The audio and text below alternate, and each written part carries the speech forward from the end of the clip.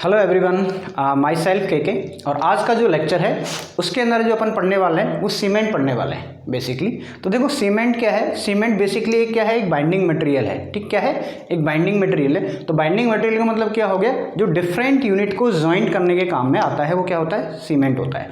अब बेसिकली जब मैं मैन्युफैक्चरिंग की बात करता हूँ सीमेंट की, तो देखो सबसे पहले क्या होगा, एक रॉ मटेरियल होगा। क्या होगा, एक रॉ मटेरियल होगा। रॉ मटेरियल के अंदर क्या होती है, रॉक्स होती हैं। जैसे अपन लाइमस्टोन की बात करें, चाहे फिर चाक की बात करें, सेल की बात करें, तो ये बेसिकली क्या है, रॉ मटेरियल है। और रॉ मटेरियल में क्या होगा, बेसिकली तीन जो कंपोनेंट हैं, लाइम, सिलिका एंड एल्यूमिना, इनके जो क्वांटिटी है वो उस रॉ मटेरियल के अंतर्गत होनी चाहिए। तो जैसे ये रॉ मटेरियल होगा उसका अपन कराएंगे कैल्सिनेशन। तो कैल्सिनेशन का मतलब क्या होता है, उनको एयर के या तो बहुत कम मात्रा में एयर प्रेजेंट हो या फिर क्या हो, नेग्लिजिबल हो, ठीक है, एयर हो ही ना, उसकी केस में यदि गर्म करके यदि रिएक्ट की जाती है तो उस प्रोसेस को अपन कहते हैं कैल्सिनेशन। तो कैल्सिनेशन के द्वारा अपन को यहाँ पे बनते हैं क्लिंकर्स। क्या बनते हैं भाई, क्लिंकर्स। क्लिंकर्स क्या होते हैं, एक ह्यूज अमाउंट होता है, यानी कि अपन ऐसा कह सकते हैं, या तो लम्स होते हैं, ठीक है, जो लम्स हैं उनकी साइज होती है अप्रोक्सीमेटली 3 mm से लेके 20 mm तक के लम्स होते हैं। ठीक है, इन लम्स की हेल्प से अपन क्या करते हैं भाई, इन लम्स को क्या करेंगे, अपन पोलराइज करेंगे और पोलराइज करने के बाद क्या होगा, यहाँ से अपने को सीमेंटिंग मटेरियल मिल जाएगा। ठीक है, तो उसी को अपन कह देते हैं सीमेंट। यदि मैं बेसिक डेफिनेशन की तरफ आऊं तो सीमेंट क्या है, cement is a product, cement is a product, मतलब सीमेंट क्या है, एक ऐसा प्रोडक्ट है जो किससे बनता है, obtained by pulverizing of clinkers. ठीक है, pulverizing of clinkers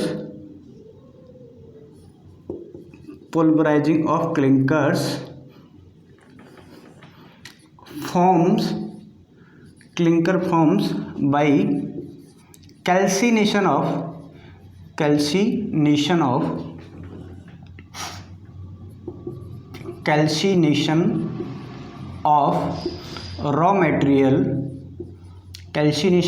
raw materials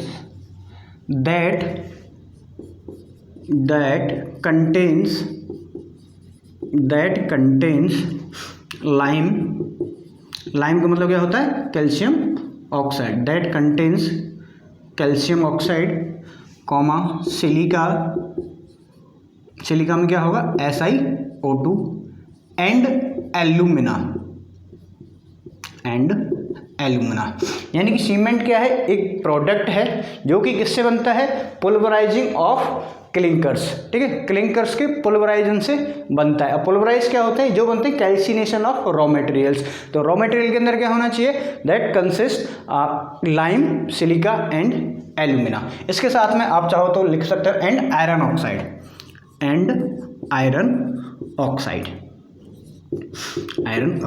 तो बेसिकली ये चार आयरन ऑक्साइड हो जाएगा अपना Fe2O3। यानी कि ऐसा कोई रॉ मटेरियल जिसके अंतर्गत क्या हो, लाइम हो, एल्यूमिना हो, सिलिका हो एंड मेरा फेरिक ऑक्साइड हो, ऐसे रॉ मटेरियल को मैं क्या कर दूं, कैल्सिनेशन कर दूं। कैल्सिनेशन का मतलब क्या हो गया, उसको हाई हीट पे क्या करना है, वर्निंग करानी है उसकी, इन एब्सेंस ऑफ एयर और in presence of very few air, यानी एयर या तो बहुत कम है या फिर बिल्कुल है ही नहीं। तो जब उसका कैल्सिनेशन कराएंगे तो कैल्सिनेशन के द्वारा अपन को क्या मिलेंगे, क्लिंकर्स मिलेंगे, और क्लिंकर्स को अपन क्या कर देंगे, पुल्वराइज मतलब क्या होता है, उनको पाउडर फॉर्म में कन्वर्ट करना। यानी क्लिंकर्स को भी क्या कर दिया अपन ने, पाउडर फॉर्म में यदि कन्वर्ट कर दिया है तो वहां से जो अपन को प्रोडक्ट मिलेगा उसको अपन क्या कह देते हैं भाई, सीमेंट कहते हैं। देखो अब सीमेंट के अंदर क्या दोनों तरह की प्रॉपर्टियां होती हैं, एक तो प्रॉपर्टी अपनी एडेसिव और एक होती है अपनी क्या, कोहेसिव। तो देखो एडेसिव का मतलब क्या होता है और कोहेसिव का मतलब क्या होता है। देखो कोहेसिव का मतलब होता है सेम पार्टिकल के अंदर क्या होती है, जो बाइंडिंग होती है, यानी सेम पार्टिकल एक दूसरे के साथ चिपक रहे हैं या फिर अट्रैक्ट हो रहे हैं, तो इस प्रॉपर्टी को अपन बोल देते हैं कोहेसिव प्रॉपर्टी। और वहीं यदि एक मटेरियल दूसरे मटेरियल के साथ में क्या हो, अट्रैक्ट हो या फिर उसके साथ में क्या है, बॉन्ड बना ले अच्छी तरह से, तो उसको अपन क्या कह देते हैं, एडेसिव कहते हैं। तो सीमेंट के अंदर ये दोनों ही प्रॉपर्टी होती हैं। तो इट हैज़, आप लिख सकते हैं चाहो तो, जो सीमेंट है it has both cohesive and adhesive property,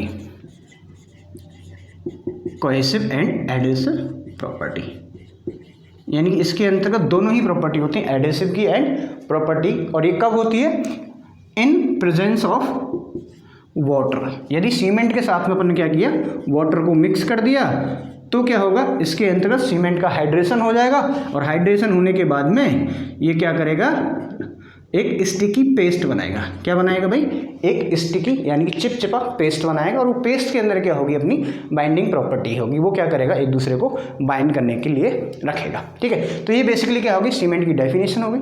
उसके बाद यदि अपन कुछ स्टैंडर्ड प्रॉपर्टीज़ की बात करें, जैसे कि स्टैंडर्ड डेंसिटी की बात कर लेता हूँ मैं। ठीक है, यदि मैं बात करूँ स्टैंडर्ड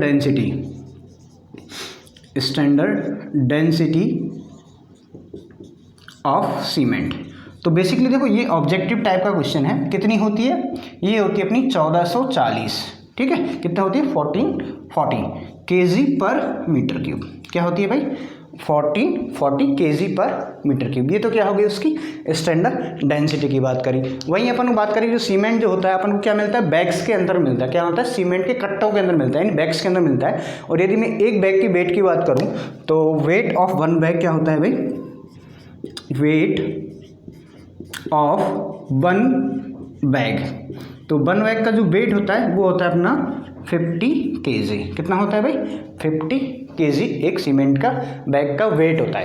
वहीं यदि मैं स्पेसिफिक ग्रेविटी की बात करूं, स्पेसिफिक ग्रेविटी, यदि आपसे पूछा जाए कि सीमेंट की स्पेसिफिक ग्रेविटी होती कितनी होती है, तो वो होती है अप्रॉक्सीमेटली 3.15। वहीं यदि आपसे ये पूछ लिया जाए कि वन बैग का वॉल्यूम क्या होगा, वन बैग का वॉल्यूम क्या होगा, तो वॉल्यूम क्या होगा भाई अपना, देखो ये वॉल्यूम आप कैसे निकाल सकते हैं, ये क्या है, वेट है, तो वेट में क्या कर दो भाई, डेंसिटी से भाग दे दो, सिंपल सा। तो यहाँ से जो वैल्यू आएगी वो आएगी 3.0347 और अप्रॉक्सीमेटली अपन क्या कर देते हैं 0.035। और भी यदि आप इसको लिखना चाहो तो आप इसको लिख सकते हैं 35 लीटर्स। क्या लिख सकते हैं भाई, 35 लीटर्स। यदि आपसे पूछा जाए कि एक सीमेंट के बैग के अंतर्गत वॉल्यूम कितना होता है, तो आप बता सकते हो कितना भाई, या तो आप 35 लीटर्स की बात कर लो, यदि वो मीटर क्यूब के अंदर पूछता है। यदि ये जो वैल्यू जो अपनी आई है वो किस में आई है, मीटर क्यूब के अंदर आई है। ये जो वैल्यूज़ हैं वो किस में है, मीटर क्यूब के अंतर्गत हैं। यदि इसको लीटर में कन्वर्ट करेंगे कितना हो जाएगा, 35 लीटर। ये कैसे होता है भाई, 1 मीटर क्यूब का वॉल्यूम का मतलब होता है 1000 लीटर्स। क्या हो जाता है भाई, 1000 लीटर्स। तो ये अपनी क्या हो गई, बेसिक सी प्रॉपर्टीज़ हो गई, अपने सीमेंट के बारे में थोड़ी सी बात कर ली। अब फर्स्टली अपन सीमेंट को क्या करते हैं, दो पार्ट्स के अंदर डिवाइड करते हैं। एक तो अपना होता है क्या, हाइड्रोलिक सीमेंट, और एक होता है अपना क्या, नॉन हाइड्रोलिक सीमेंट। ठीक है, अब इन दोनों के अंदर ही बेसिकली मैं डिफरेंस देखता हूँ hydraulic and non hydraulic cement के अंतर्गत। ठीक है, तो देखो फर्स्ट ऑफ ऑल जब मैं बात करता हूँ हाइड्रोलिक सीमेंट की, एक मिनट में रफ कर लेता हूँ इसको।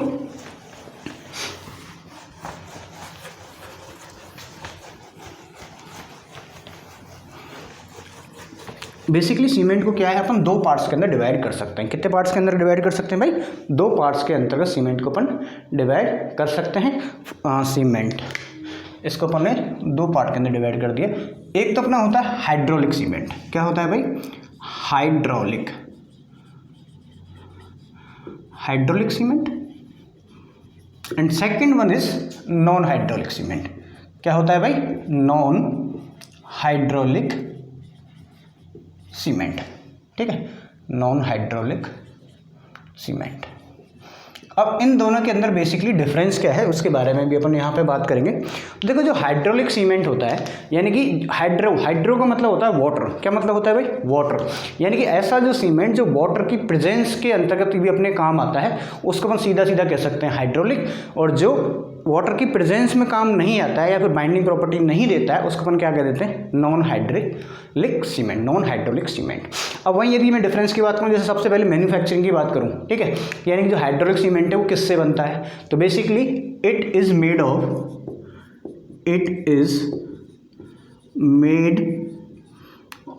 या फिर आप लिख सकते हो it is made out of limestone, gypsum, ठीक है, and clay. Limestone, gypsum and clay, ये तो इन तीनों से बनता है। यानी कि अपने किसी बात करी, ये हाइड्रोलिक सीमेंट की बात करी। वहीं यदि मैं नॉन हाइड्रोलिक की बात करूं तो it is composed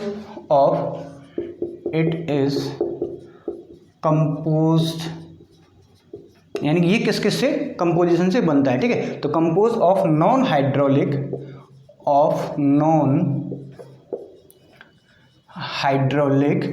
limestone, gypsum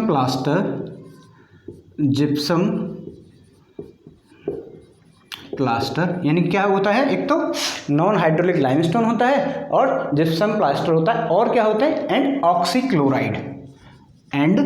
oxychloride.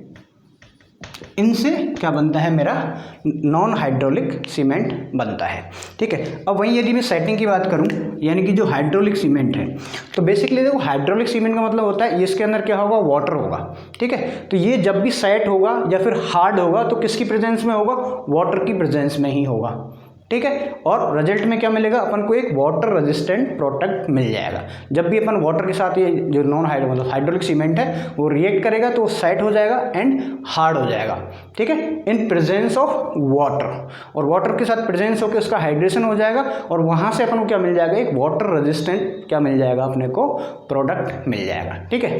तो यदि मैं बात करूँ किसकी, हाइड्रोलिक सीमेंट की, तो it sets and harden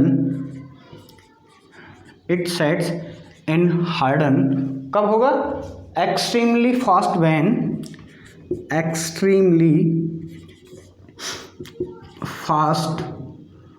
in presence of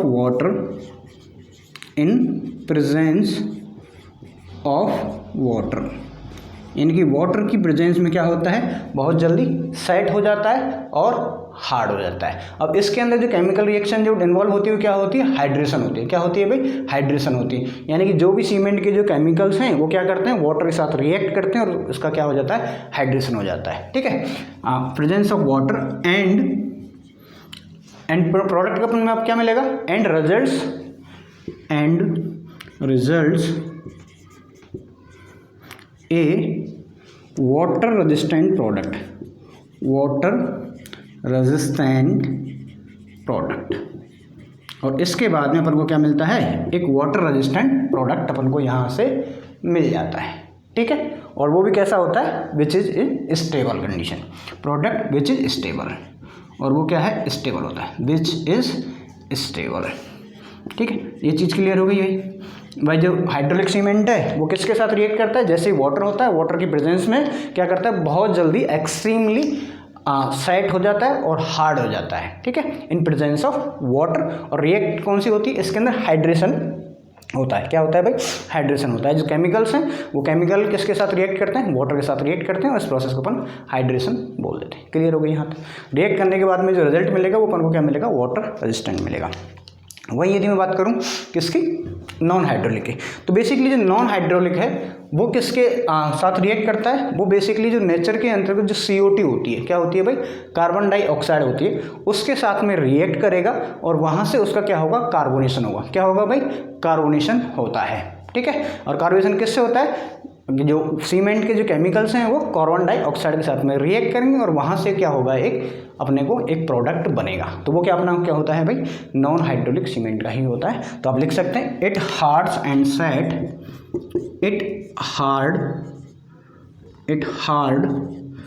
and sets किसके साथ होता है भाई,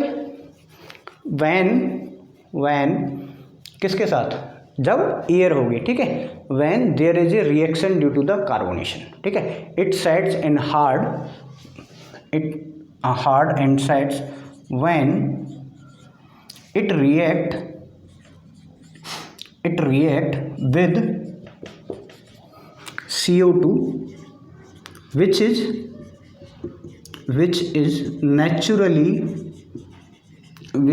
naturally found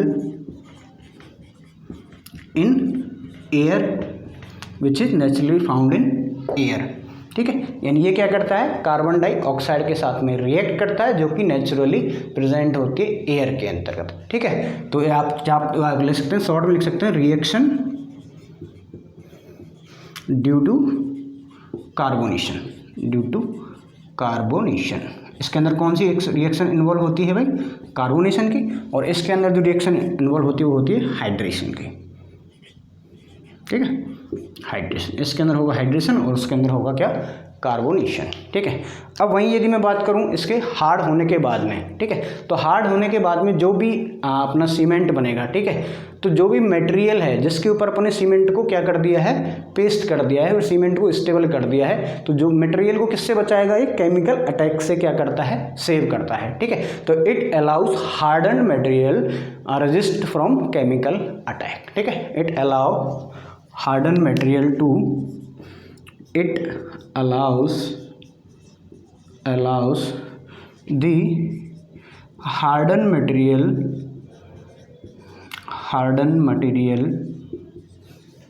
to chemical attack. It allowed the hardened material resist to chemical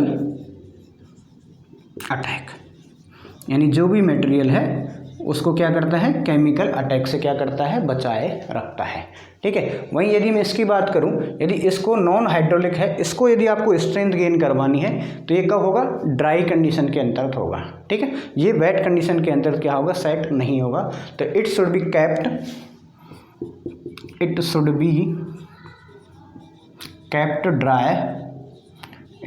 kept dry to gain strength।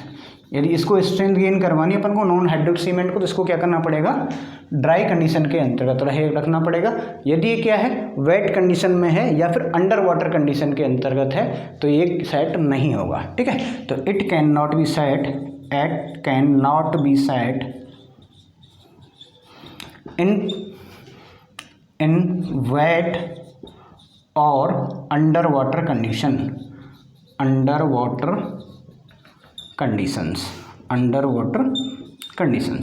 यानी कि अंडर वाटर कंडीशंस के अंतर्गत या फिर वेट एनवायरनमेंट के अंतर्गत ये सेट नहीं हो पाता है। ठीक है, यदि मैं नॉन हाइड्रोलिक की यदि एग्जांपल की बात करूं तो इसके अंदर एग्जांपल में मोस्ट प्रिफरली सीमेंट है वो है पोर्टलैंड सीमेंट। क्या है भाई, पोर्टलैंड सीमेंट। ये तो अपना क्या हो गया भाई, हाइड्रोलिक सीमेंट हो गया। वहीं यदि मैं नॉन हाइड्रोलिक की बात करूँ तो इसके अंदर आता है अपना प्लास्टर ऑफ पेरिस। क्या आता है भाई, प्लास्टर ऑफ पेरिस। तो ये बेसिकली क्या हो गया, डिफरेंस हो गया किसके अंतर्गत, मेरा हाइड्रोलिक और नॉन हाइड्रोलिक सीमेंट के अंतर्गत। तो बेसिकली अपन ने यहाँ पे 3-4 डिफरेंस अपन ने यहाँ पे मेन देखे हैं। जैसे अपन ने फर्स्ट जो बात करी हाइड्रोलिक सीमेंट, दूसरा हाइड्रोलिक सीमेंट यानी कि वाटर की प्रेजेंस के साथ रिएक्ट करेगा, ये वाटर की एब्सेंस के अंदर रिएक्ट करेगा। पहला ये किससे बनता है, ये लाइमस्टोन, जिप्सम एंड क्ले से बनता है। ये किससे बनता है, अपना non hydraulic lime, gypsum, plaster and oxy chloride से बनता है। नेक्स्ट अपन ने बात करी जो अपना हाइड्रोलिक सीमेंट है वो क्या करता है, सेट और हार्ड होता है कब, जब वाटर की प्रेजेंस हो, तो उसमें एक्सट्रीमली फास्ट क्या हो जाता है, सेट हो जाता है, हार्ड हो जाता है। हार्ड कैसे होता है, क्योंकि इसके अंदर सीमेंट के अंदर जितने भी केमिकल्स हैं वाटर के साथ रिएक्ट करेंगे और ये प्रोसेस मेरी हाइड्रेशन रहेगी।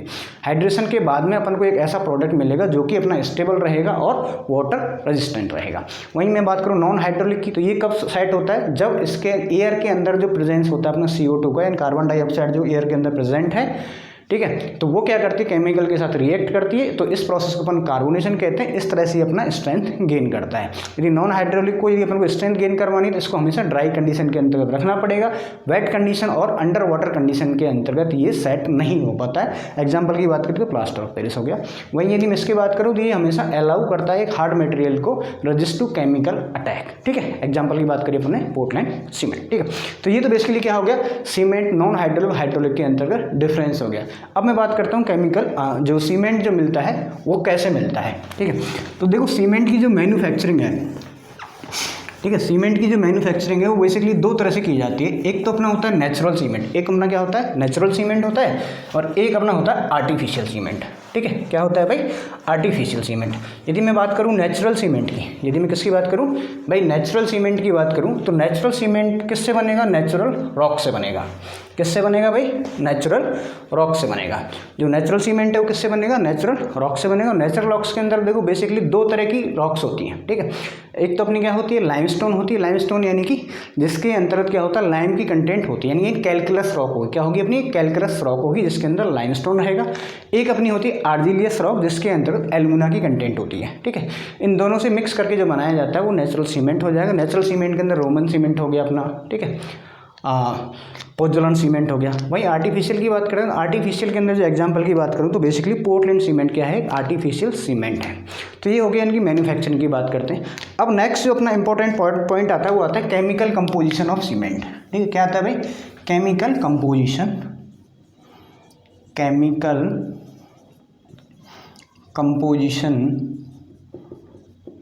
Of cement,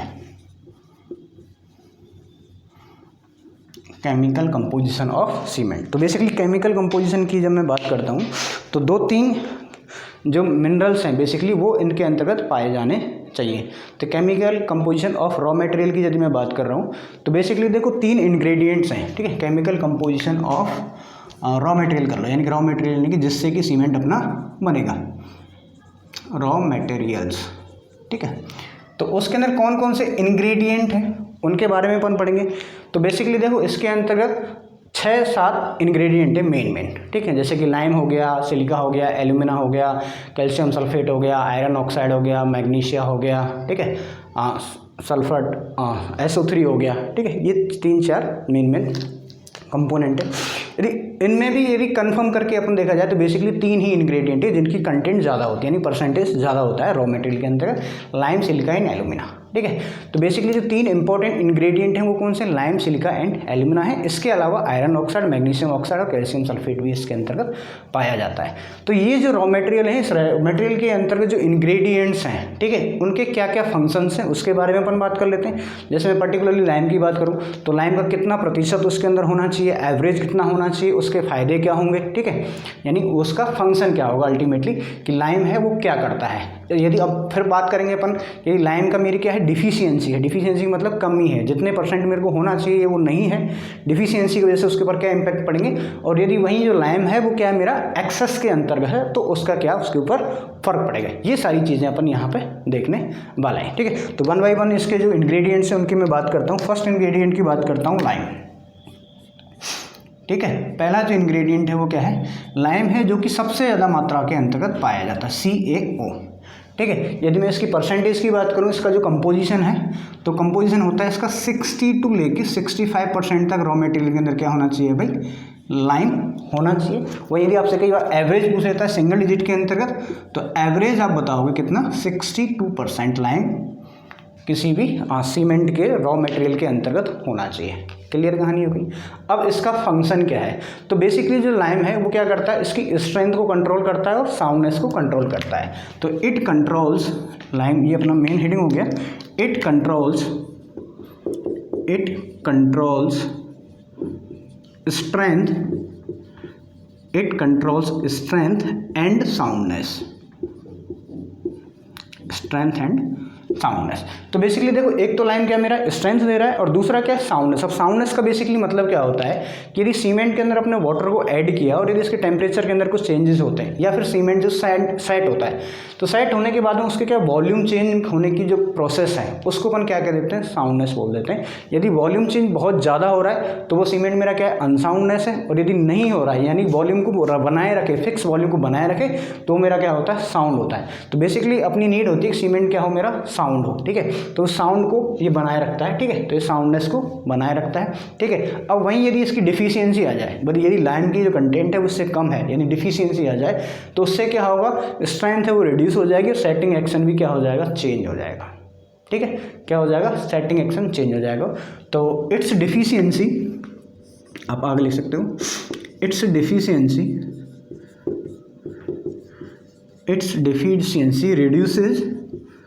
reduces strength and change setting action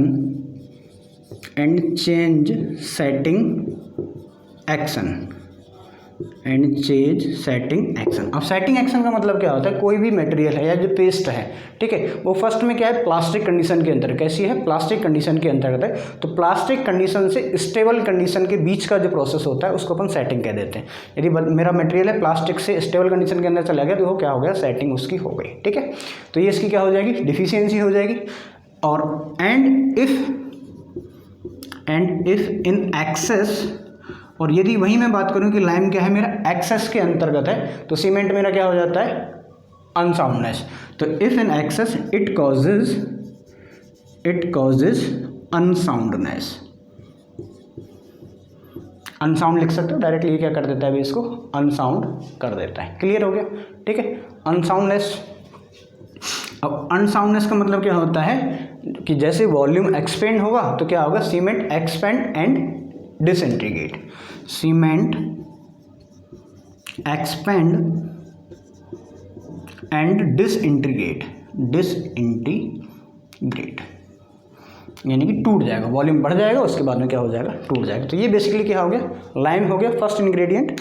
second ingredient की मैं बात करता हूँ, सिलिका। क्या है सिलिका? सिलिका को अपन क्या लिखते हैं भाई, SiO2, ठीक है। ये मेरा क्या हो गया, सेकंड इंपॉर्टेंट इंग्रेडिएंट होगा। यदि मैं इसकी परसेंटेज की बात करूँ, कंपोजिशन में कितना होता है, तो इसका कंपोजिशन होता है 17 टू लेके 25% तक। वहीं यदि आपसे सिंगल डिजिट की मैं बात करूं तो ये एवरेज जो होता है इसका वो होता है 20%। क्या होता है भाई, 20% सिलिका इसके अंतर्गत होता है, ठीक है। अब बात करें फंक्शन की, तो फंक्शन में क्या है, इट ऑल्सो इम्पार्ट स्ट्रेंथ, ठीक है। तो आप लिख सकते हैं directly, it impart strength, it impart strength. ये भी क्या देता है भाई, स्ट्रेंथ देता है। यदि सीमेंट के अंदर सिलिका है तो वो क्या देता है, स्ट्रेंथ देता है। और वहीं यदि क्या हो गया, यदि इन केस में क्या कर दी, एक्सेस में कर दिया, तो excess of it increase the strength and setting action prolonged, ठीक है। यानी सिलिका क्या हो गया, एक्सेस के अंतर्गत हुआ तो क्या होगा, स्ट्रेंथ तो इसकी बढ़ जाएगी, ठीक है। बट जो सेटिंग टाइम है वो क्या हो जाएगा, वो भी इंक्रीज हो जाएगा, परलॉन्ग हो जाएगा, यानी कि ज़्यादा टाइम बाद सेट होगा मेरा, ठीक है। तो अब लिख सकते हैं excess of it, excess of it increases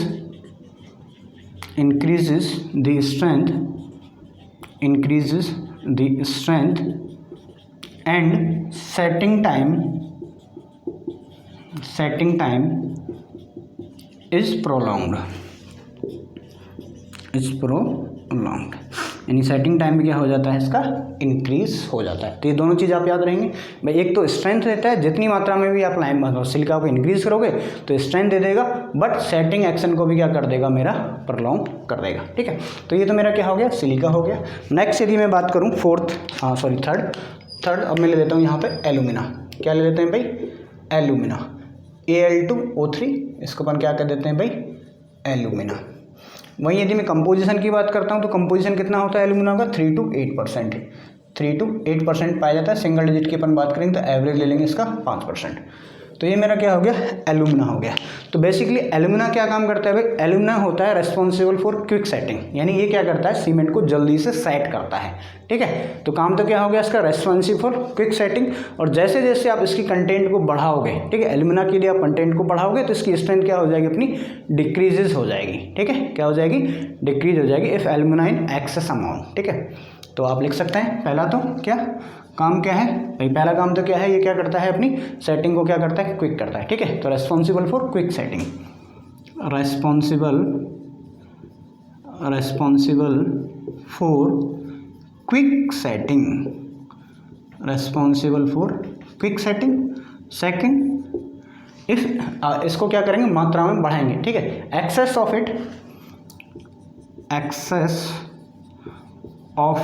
it increases, यदि इसका एक्सेस करोगे तो स्ट्रेंथ तो क्या होगी, मेरी डिक्रीज होगी, ठीक है। तो excess of it decreases the strength, excess of it decreases the strength. इसकी जो एक्सेस है वो स्ट्रेंथ को क्या कर देगी, मेरी का डिक्रीज कर देगी, ठीक है। तो ये क्लियर हो गई यहाँ पे कहानी। नेक्स्ट यदि कंपोनेंट की मैं बात कर लेता हूँ, कैल्शियम सल्फेट, कैल्शियम सल्फेट, ठीक है। या फिर अपन बात करते हैं CO मतलब CaSO4, ठीक है। कई जगह आप इसको जिप्सम भी लिख देते हैं, जिप्सम, ठीक है। यदि परसेंटेज की मैं बात करूँ, इसका कंपोजिशन कितना होता है, तो 3 to 4% ये यहाँ पर लिया जाता है, 3 to 4% अपन इसको कंसीडर करके चलते हैं, और एवरेज की बात कर लूँ तो 3%।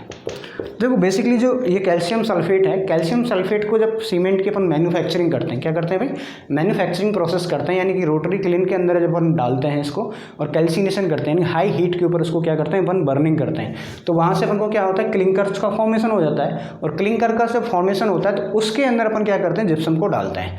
तो बेसिकली जिप्सम का जो काम होता है वो होता है काउंटरैक्ट करना किसको, एल्यूमिना को। भाई एल्यूमिना क्या करता है, बहुत जल्दी क्विक सेटिंग कर रहा है, जबकि जिप्सम उसकी क्या करता है, सेटिंग टाइम को क्या करता है, कंट्रोल करता है। क्या करता है भाई, कंट्रोल करता है। तो it increases the initial setting time of cement.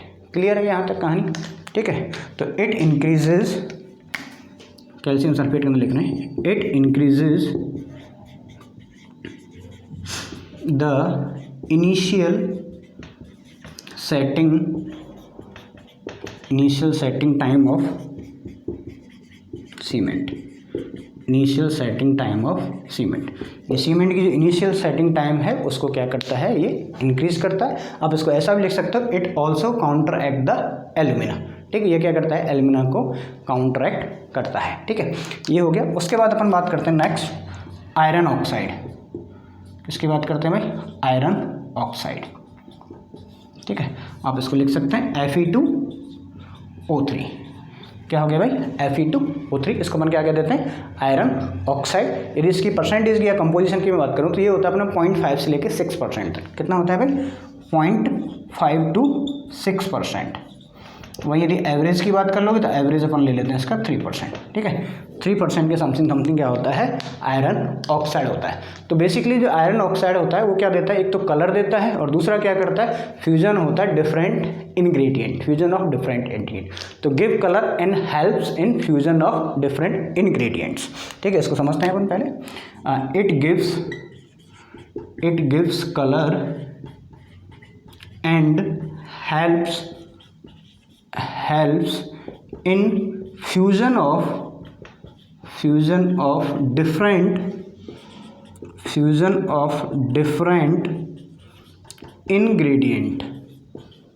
ingredients। ठीक है, तो एक तो काम क्या हो गया, ये सीमेंट के अंतर्गत जो ग्रेस कलर होता है, ब्राउन ग्रेस कलर होता है वो देता है। इसके अलावा इसका जो मेल्टिंग पॉइंट होता है आयरन ऑक्साइड का, वो क्या होता है, थोड़ा कम होता है as compare to other materials. तो ये पहले से मेल्ट हो जाएगा और बाकी जो मटेरियल है उनके फ्यूजन में क्या करता है, ये हेल्प करता है। ठीक है, उसकी हेल्प करता है। वहीं यदि मैं एक्सेस की बात करता हूँ, यदि आयरन ऑक्साइड का मेरा क्या हो गया, एक्सेस हो गया, तो एक्सेस से क्या होता है, हार्ड क्लिंकर का फॉर्म करा देता है। ठीक है, जो कि डिफिकल्ट होते हैं ग्राइंडिंग के अंतर्गत, यानी जो क्लिंकर है वो क्या हो जाएंगे, हार्ड हो जाएंगे। इफ इन एक्सेस, आप चाहो तो इसमें लिख सकते हो, इफ इन एक्सेस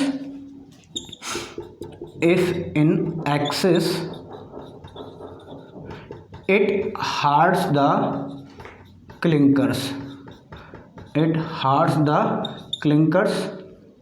ठीक है, यानी क्लिंकर को क्या कर देता है, हार्ड कर देता है, जिनकी बाद में ग्राइंडिंग करने में क्या होता है, अपने को डिफ़िकल्टी आती है। ठीक है, नेक्स्ट अपन बात करते हैं मैग्नीशियम। 2-3 और बचे, उनको भी मैं इसी में कवर कर देता हूँ साथ के साथ ही।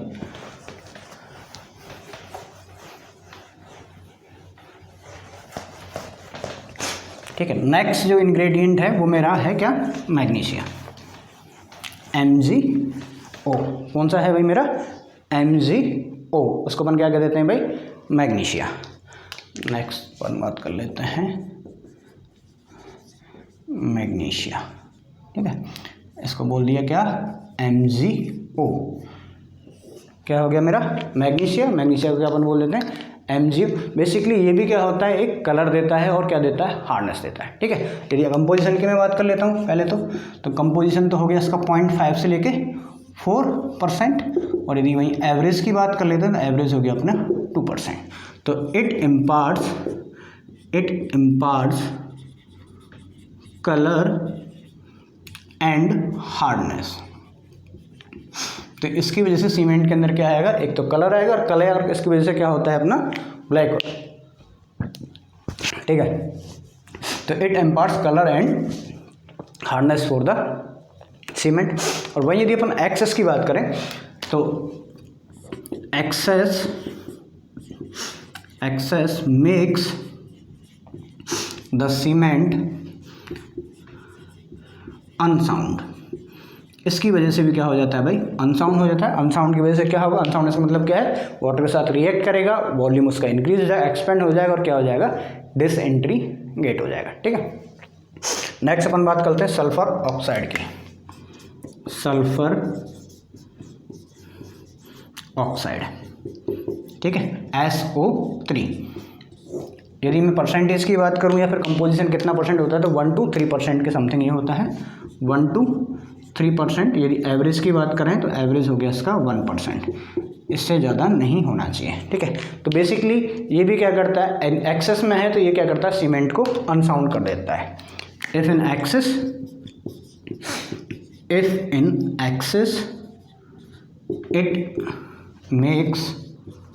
it makes cement unsound।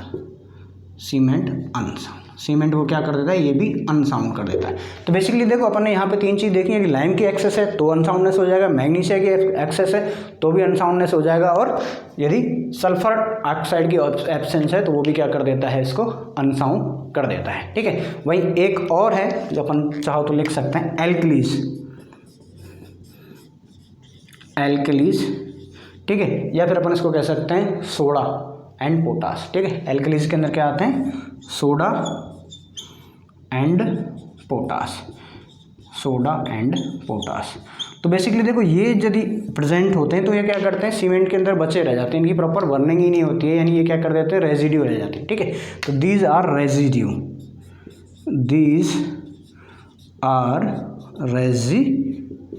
यानी ये उसी के अंतर्गत क्या रहते हैं, रह जाते हैं। ठीक है, यदि ये भी एक्सेस के अंतर्गत होते हैं तो ये सीमेंट को क्या कर देते हैं, एफ्लोरेसेंस बढ़ जाती है और क्रैकिंग बढ़ जाती है। यदि कंपोजिशन की बात करूँ तो ये होता है अपना 0.5 से लेके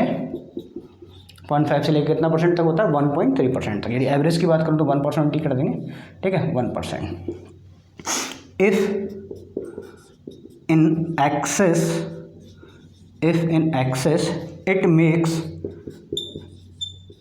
it makes efflorescence and cracks. एक तो एफ्लोरेसेंस का मतलब क्या होता है, जो सीमेंट के अंदर जो सॉल्ट्स होते हैं, फिर जो पोटास या लाइम सोडा होता है, तो जैसे वाटर के साथ अपन वाटर उसके ऊपर डाल दें तो जो वाइट डिपोजिशन हो जाता है सॉल्ट का, वो इसकी वजह से होता है। ठीक है, तो एफ्लोरेसेंस एंड क्रैकिंग किसकी वजह से होती है, अपनी एल्कलीज की वजह से। और एल्कलीज के अंदर क्या आता है, सोडा यानी कि Na2O, और पोटास का मतलब क्या होता है, K2O। ठीक है, तो सोडा और पोटास की वजह से ये होता है। तो ये बेसिकली अपने क्या पढ़े, इसके केमिकल कंपोजिशन पड़ा किसका, रॉ मटेरियल। सबसे ज़्यादा क्या होता है, लाइम, उसके बाद में सिलिका, उसके बाद में एल्यूमिना के बाद में कैल्शियम सल्फेट के बाद में आयरन ऑक्साइड के बाद में magnesia, sulphur oxide and alkalis. ठीक है, ये मेन बेसिक इंग्रेडिएंट्स हैं जो कि रॉ मटेरियल के अंतर्गत पाए जाते हैं। ठीक है, नेक्स्ट अपन बात करते हैं कंपोजिशन ऑफ सीमेंट क्लिंकर्स। ठीक है, तो अभी अपन बात करते हैं composition of cement clinkers and setting action, यानी कि कौन कौन से जो इंग्रेडिएंट हैं या फिर जो क्लिंकर्स जो सीमेंट के अंदर बन रहे हैं। तो देखो बेसिकली क्लिंकर्स क्या होते हैं, पहले अपन इसको समझते हैं कि अपन ने बात करी थी रॉ मटेरियल की। ठीक है, और बेसिकली रॉ मटेरियल के अंदर अपने देखा सीमेंट बनाने के लिए 2 तरह का मटेरियल चाहिए। ठीक है, एक तो अपना क्या होना चाहिए भाई, कैल्क्रस रॉक्स होनी चाहिए। ठीक है, तो कैल्क्रस रॉक्स का मतलब क्या होता है, जिसके अंतर्गत कैल्शियम ऑक्साइड की कंटेंट हो, सिंपल। दूसरा अपना होना चाहिए अपनी आर्जिलियस रॉक्स, तो आर्जिलियस यानी कि जिसके अंतर्गत एल्यूमिना होना चाहिए। ठीक है, तो इन दोनों रॉक्स को या फिर इन दोनों ही रॉ मटेरियल्स को, ठीक है, तो बेसिकली देखो रॉ मटेरियल अंदर क्या हो गया, सिलिका हो गया, लाइम हो गया और एल्यूमिना हो गया। ठीक है, इन तीनों मटेरियल को जब अपन क्या करते हैं, किसी भी क्लीन के अंतर्गत पुट करते हैं, क्या करते हैं भाई, किसी भी क्लीन के अंदर क्या करते हैं, पुट कर देते हैं। तो देन जब इसकी कैल्सिनेशन करेंगे, कैल्सिनेशन मतलब क्या है, इसकी हीटिंग करेंगे तो ये मटेरियल क्या हो जाएंगे, फ्यूज हो जाएंगे। ठीक है, क्या हो जाएंगे, एक दूसरे के साथ में घुल जाएंगे या फिर मेल्ट हो जाएंगे। ठीक है, और वहाँ से कुछ मेजर कंपोनेंट्स बनाएंगे। ठीक है, क्या बनाएंगे, मेजर कंपाउंड्स बनाएंगे। कब बनाएंगे, जब ये मटेरियल्स हैं वो क्या करेंगे, फ्यूज होने के बाद में। ठीक है, तो कुछ मेजर कंपाउंड्स बनाएंगे। ठीक है, जिनको अपन क्या कहते हैं, बोक्स कंपाउंड कहते हैं। क्या बोलते हैं भाई, बोक्स कंपाउंड, यानी कि जो क्लिंकर्स हैं वो एक दूसरे के साथ मिलेंगे और क्या बनाएंगे, बोक्स कंपाउंड। ये जो कंपोजिट से जो बने हैं बोक्स कंपाउंड, इनके ही बारे में अपन को पढ़ना है। ठीक है, बोक्स या फिर आप बोगीज कह सकते हैं आप चाहो तो, इसको लिख दो, इसके 2-3 नाम हैं, इनके सारे के अपन पढ़ भी लेंगे, टेबल ही बना देता हूँ पूरी, ठीक है। तो देखो कौन कौन से बोक्स कंपाउंड बनेंगे उनके बारे में अपन पढ़ते हैं, ठीक है। तो बोक्स कंपाउंड्स आर फॉर्म्ड, आप यहाँ लिख सकते हैं बोक्स, ठीक है। बोक्स की स्पेलिंग है अपनी BOGUE, BOGUE, box compounds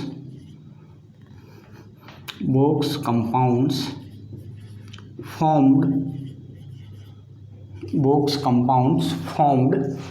during the calcination process, या फिर अपन क्लिंकरिंग प्रोसेस लिख सकते हैं, फॉर्म्ड ड्यूरिंग क्लिंकरिंग प्रोसेस, ठीक है, क्लिंकरिंग प्रोसेस। तो बेसिकली देखो 4 बोक्स कंपाउंड हैं, इन चारों के बारे में बता देता हूँ। सबसे पहले जो कंपाउंड होता है, ठीक है, वो होता है अपना क्या, बोक्स कंपाउंड। इसमें अपन को एक बोक्स कंपाउंड का नाम लिख देता हूँ, फॉर्मूला लिख देता हूँ, उसका नेम, सिंबल एंड कंपोजिशन, यानी कितने % उसके अंतर्गत होता है, ठीक है। तो अब एक टेबल बना लीजिए यहाँ पे, यहाँ तो आप लिख लो बोक्स कंपाउंड, ठीक है, बोक्स कंपाउंड कि कौन सा तो कंपाउंड है, सेकंड उसका फॉर्मूला क्या है, ठीक है, फॉर्मूला। उसके बाद में अपन इसका नेम लिख देते, नेम। उसके बाद में उसका सिंबल, उसको किसी एक सिंबल से पर्टिकुलर डिनोट करें तो अपन आगे उसी से करते चले जाएंगे, ठीक है, सिंबल।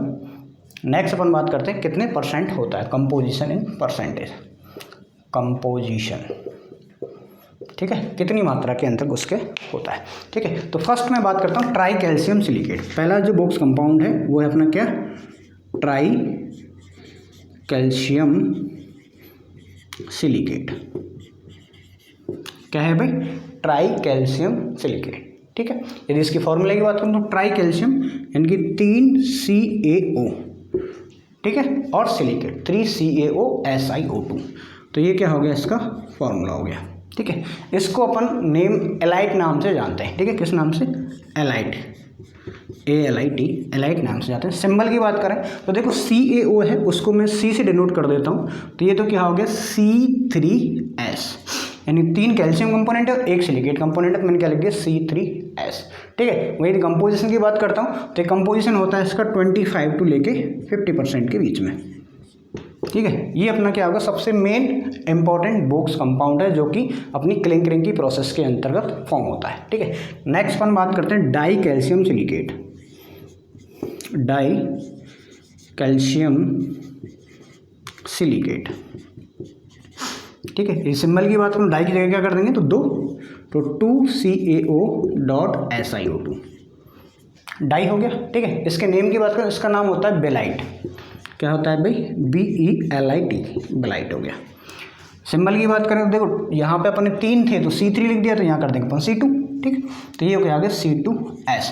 यदि आपसे कहीं भी आप C2S पूछा जाए तो मतलब क्या हो गया, डाई कैल्शियम सिलिकेट की आपसे बात की जा रही है, ठीक है। इसके यदि मैं कंपोजिशन की बात करूँ तो कंपोजिशन होता है इसका 25 to लेके 40%, 25 से लेके 40% तक इसके अंतर्गत पाया जाता है।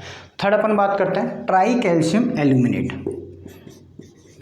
ट्राई कैल्शियम एल्यूमिनेट, ठीक है, ट्राई कैल्शियम एल्यूमिनेट, ठीक है। तो ट्राई कैल्शियम यानी कि वही 3CaO और एल्यूमिनेट, एल्यूमिनेट मतलब क्या होगा, Al2O3, ठीक है।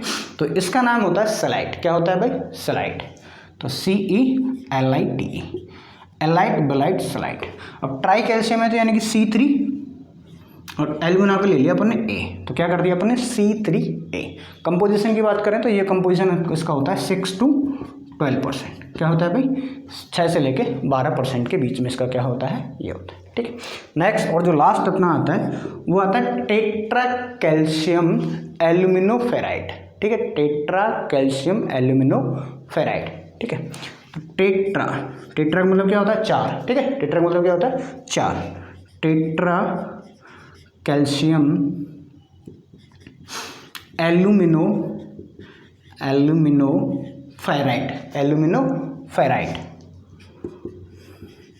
एल्यूमिनोफेराइड। तो अब इसके फॉर्मूला क्या हो जाएगा भाई, टेट्रा मतलब C4, ठीक है।